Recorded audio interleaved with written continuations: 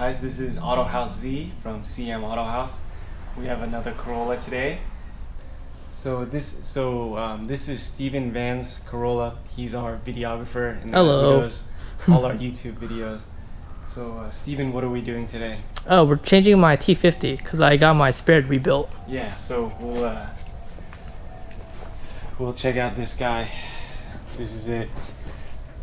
It's a full rebuild, M factory 5th gear. Yeah, so this guy will be going in. So what was wrong? What were some of the problems the trans in this was having? So for my trans, I had a second gear lockout. So if I tried downshift to second, and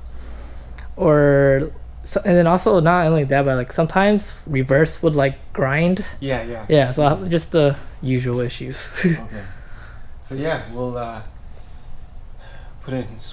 do the trans swap today, and yeah, hopefully, no, not hopefully. Yeah, you will have a good, comfortable transmission again. Yeah, and then plus highway cruising speeds. Hell also. yeah, with the lower RPMs. Yeah. All right, cool. Let's get started. Yeah, so I slipped the wrench because here we're gonna see some nonsense. So whenever this is same for the rear diff, people keep reusing these crush washers, so you're supposed to replace them every time. And then also box end wrench on these things. This is a 24. That's a 17. Yeah, box end. Otherwise, you strip these things out. So yeah, this thing. I'm just gonna probably leave that thing in there now, and we'll deal with it when the trans comes out. But Okay. yeah. All right. This guy. We'll see how good or bad this food looks.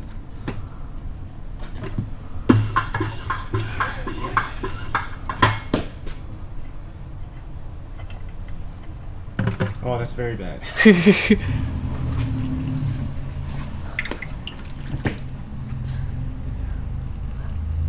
What color? It's supposed to be just like dark color or very light. Like a dark amber or an amber, and like amber color.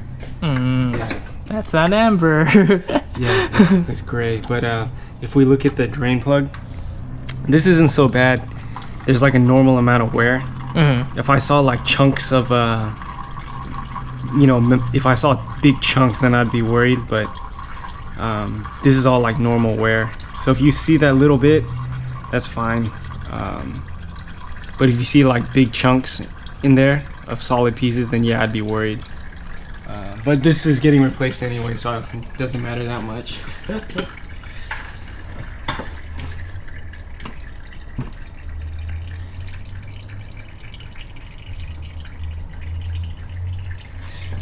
And then dispose of your oil properly, please. Save the environment. What year is your car? 86. 86. So if we look at this right here, 509 on your transmission, you read this as 9 is what's the month before? September, and then 5, 1985. So you can match this to the production date on your door code to see if your transmission matches. Yeah, we're good. All right, cool. So we're taking off the drive shaft. I like to mark the pinion flange and then also the drive shaft flange, because if there was no problem with the car before, then there shouldn't be when it goes back together. So you need to match these up. If there's a run out between these two, you could have an imbalance when you drive the car. So I always like to, before I disassemble, make sure these are in the same spot. And then Steven, you just had a question about one-piece drive shafts? Yep. Yeah. So the advantage to, if we look at this, it's a two-piece, right? So front shaft, center support bearing, and then the rear half of the drive shaft. The advantage to this is it's less prone to vibration, because if we imagine like this is just an extension of the output on the transmission, so our drive shaft becomes really short. If you look at this, is a long ass drive shaft for this car. So the advantage to a two-piece is less prone to vibration. The disadvantage is the physical weight of this thing. people usually go one-piece drive shaft in a performance application or a track application for the reduced weight. Because of the reduced weight, you get more response out of the car. The downside is with a one-piece, now you have to adjust the pinion angle. So that's mandatory for a one-piece drive shaft. And then no matter what, with a one-piece, you're gonna have increased noise, vibration, harshness, no matter what with a one-piece. So I personally, if you're gonna drive your car on the street, I always recommend a two-piece. Even in my personal car, like the transmission swaps I've done in my car, when I've made a new drive shaft, I've always made brand new two-piece drive shafts again. Cool.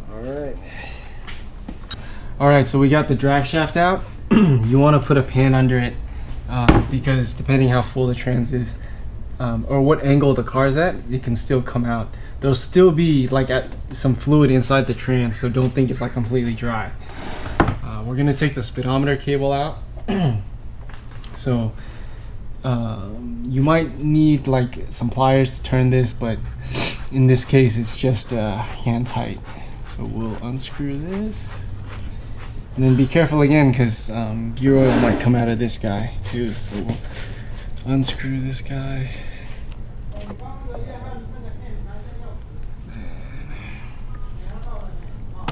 Yeah, that's what it looks like.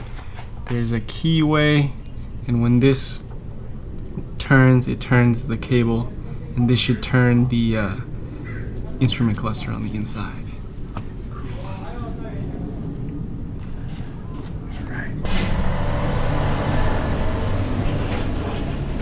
Okay, so a lot of you guys might not have this. This is an extra yoke for a T50.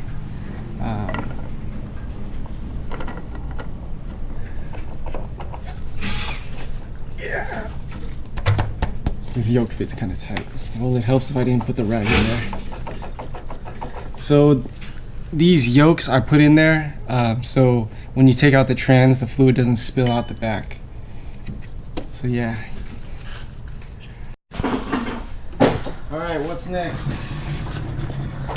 So there's two braces that brace the engine to the transmission, so that's a better view. People say like, oh, you don't need them. Well, they come with the car, leave them in there. You can see, yeah, these things always get lost and people don't put the bolts back, so that bolt's missing. And then if you come here to the other side, both of these bolts are missing too. So yeah, when we put the car together, we'll get you new bolts, Steven.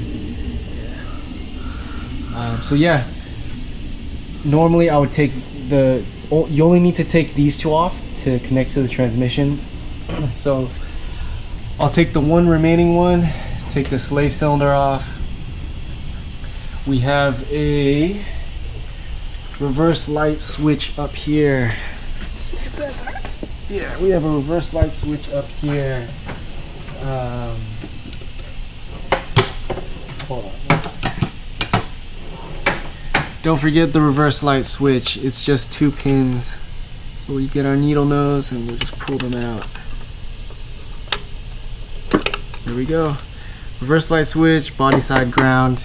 Don't forget all that stuff. And then 1, 2, 3, 4 bolts for the transmission to engine, and we'll be ready to go.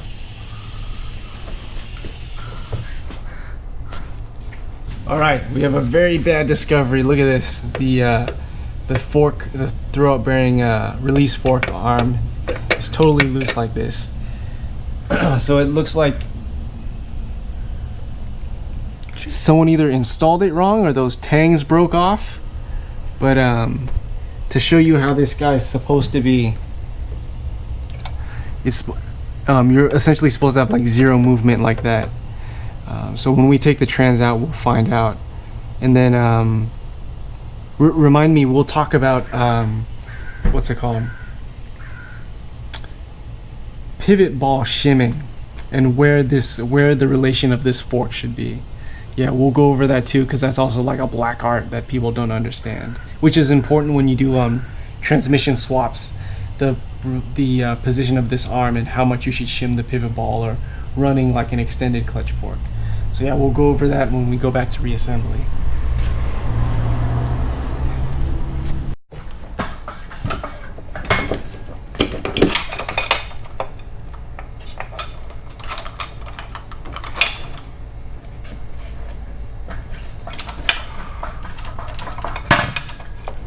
I spent a lot of money on this tranny jack. If you notice, you can tighten up the arms like this. Usually you got to put like a nut up, it's like a nut in a bolt. And then these are adjustable. This head is like this way and this way. It's double piston. And then my favorite part, the casters are super high quality too, so you're not like dragging that thing on the floor. So yeah, I spent a lot of money on this tranny jack. Yeah, so rest assured, you come to the Autohaus, you get the good tranny jack. All right, so if you're on your back at home, you should put a jack under a floor jack under the transmission. But so yeah, we'll undo the 6 for the transmission hard mount. Don't forget this ground wire too. This ground wire is important. So we'll undo this.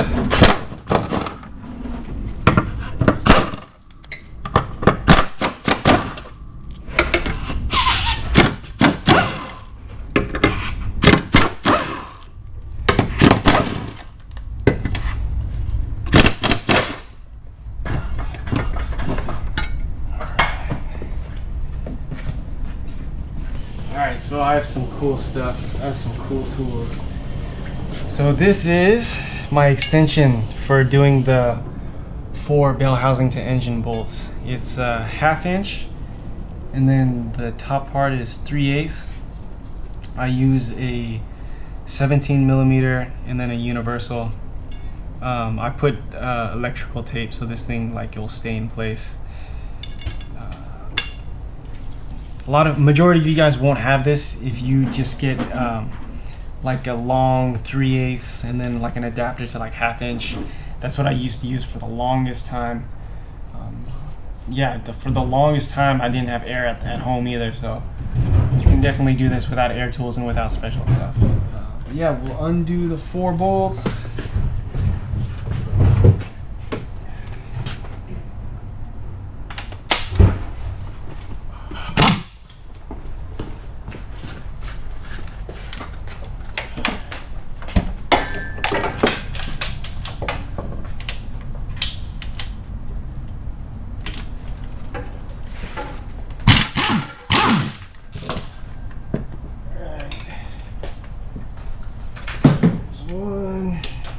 Oh, you know what we forgot? We forgot the starter, but that's fine. Get the starter first, but we're here. We'll do this.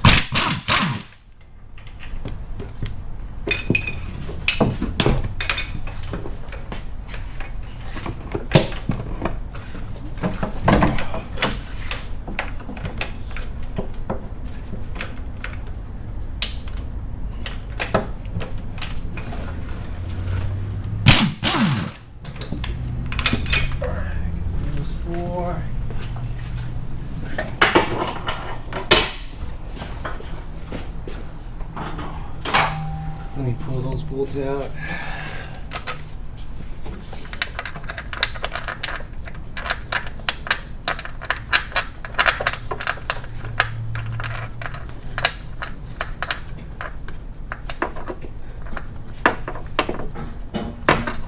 Alright, people always ask me for extras. I don't know how you lose these, and then I get customer cars in here where these things are missing. When we assemble, I'll show you. I put Loctite on everything because even on other cars, I've had the Bellhousing bolts work their way out, so Loctite on everything. But otherwise, I'm not sure how people are losing these things.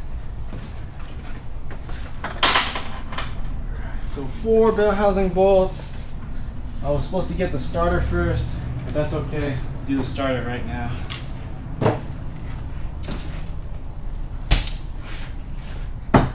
Oh, disconnect your battery before doing all of this, because the starter is the hot wire straight off of the battery.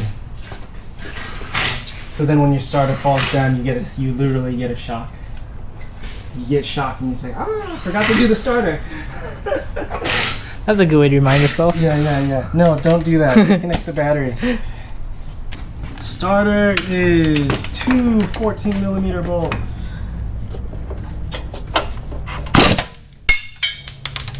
Oh.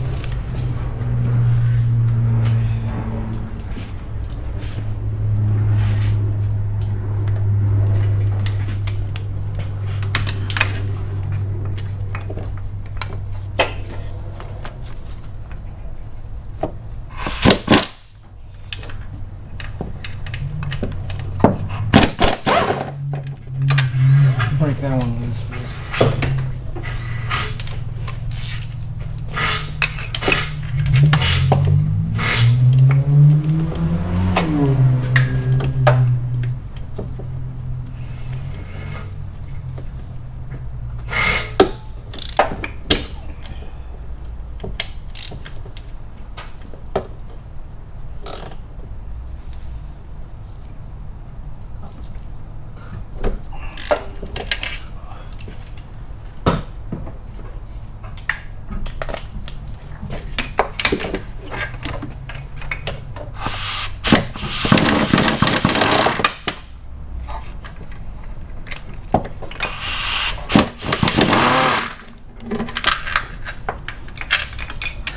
Cool. 2 bolts for the starter.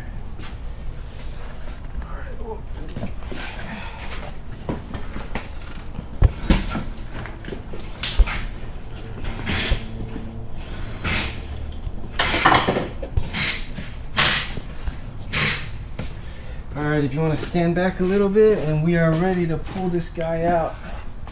I'll usually push the starter forward a little bit just so it doesn't bind up.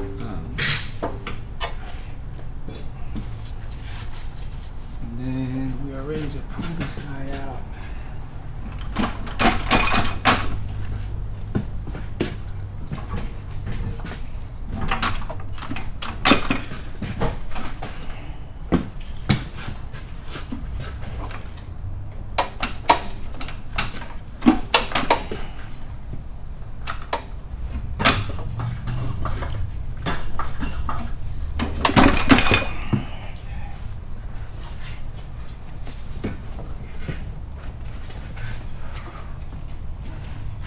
There's 2 dowel pins in the trans that usually when you go back together you put anti-seize on, so this doesn't happen, but that's fine.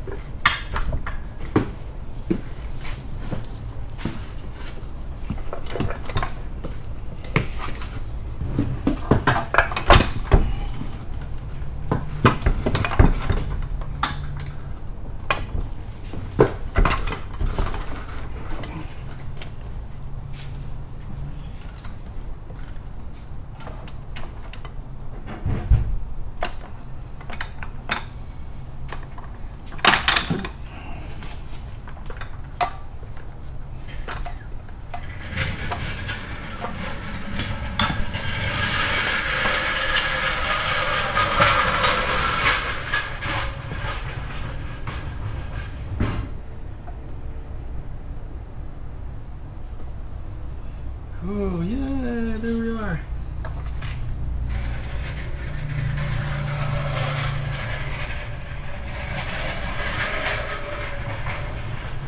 Cool, let me put this on the table and we'll take a look at the inside of this guy.